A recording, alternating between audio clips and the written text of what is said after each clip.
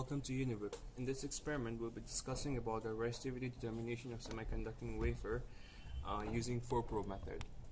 Before starting, let me show you what a 4-probe is. As you can see it over here, in this part, these are the 4 probes, and inside over here, the bottom base, it has a semiconducting wafer. So we're gonna measure the resistivity of this semiconducting wafer right here.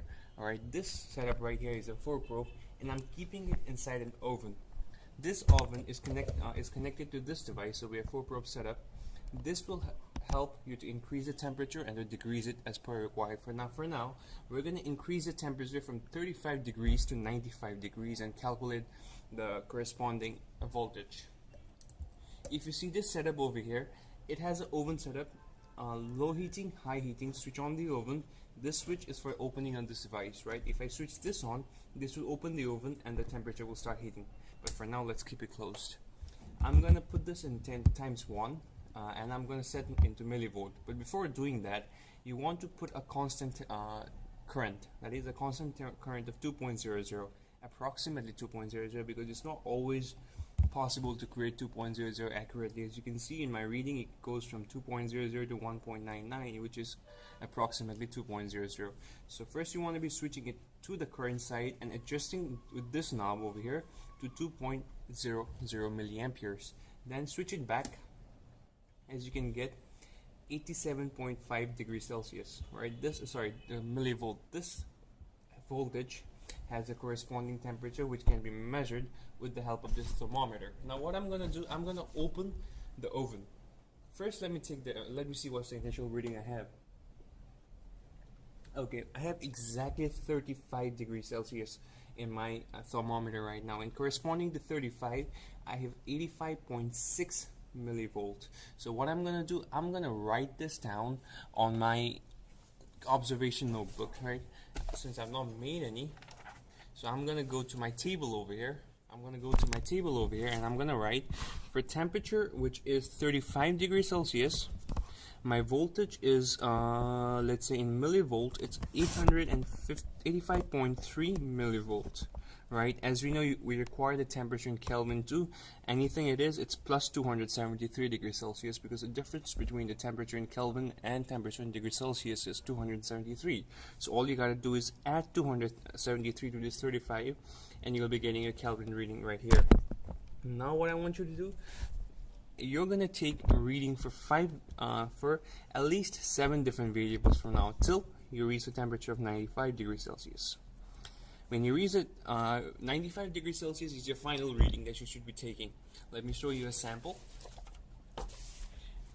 As you can see in this sample over here, the temperature started from 35 and ended at 95.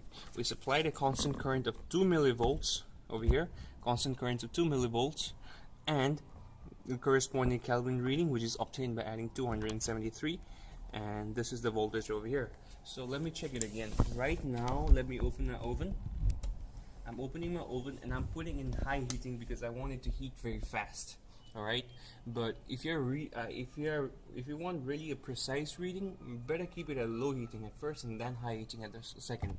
All right, and for your information, this experiment is the second half of the first experiment that is on your book.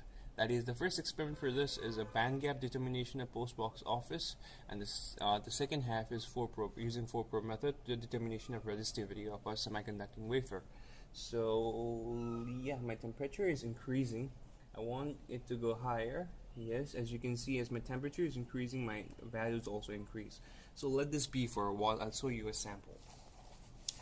After collecting the values, what I want you to do, calculate the resistivity in ohm centimeter.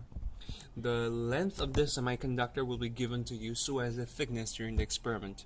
So when you do that, we know that resistivity equals to, we use the formula for resistivity as given in front over here. Resistivity, rho equals to rho naught, rho equals to V by I times 2 pi S. And use this formula to find the resistivity. Find 10 power 3 times T in per Kelvin. Find rho base 10 per T as shown in the table over here. Calculate this value, table it. Now, as stated by your graph, by your group, you should be drawing a graph 1 by T versus log base 10. Just remember, you have to draw the graph between 1 by t versus log base 10, and as you can see, this is a model graph that you should be getting. Alright, now let me show you what I got when I did the experiment correctly. See, which is exactly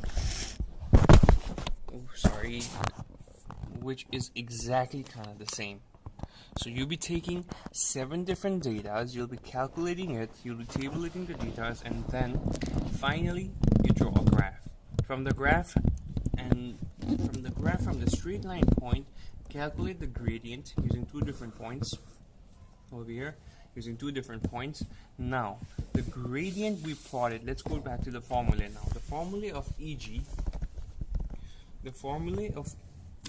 is equals to 2k 2.3026 into 10 log base 10 of s divided by 1 by t. We have this, right? So what I did, I plotted log base 10 row in y-axis and 1 by t on x-axis. So let me put it in this way. Log base 10 row is equals to EG times 2k 2.30 log base times 2.3026 times 1 by t. Now this is on y-axis, this is on x-axis. Y is equals to mx plus c using this formula. M is equals to this value, Eg by 2k times 0.6, where the value of kb is given to you, which is 8.6 into 10 power minus 15 electron volt. By substituting these values, you're going to be getting the value of Eg right here. So this will be a value of Eg from one graph. Again, what you want you to do is calculate the value of Eg from the tabulated value, that is, from all the tabulated data that you have with you.